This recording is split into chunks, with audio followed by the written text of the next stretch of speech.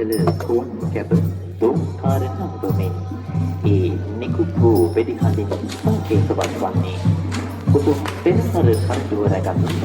සිංහරාජා මංගල හස්තයා සඳකල මතට පා තබමින් දෙවැනි රන්දෝලි පෙරහර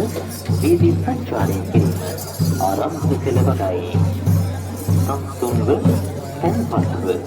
බුදාරම්භන ප්‍රීතියෙන් යුක්තව තුන් හෙළයේ අසිරිමත් මහා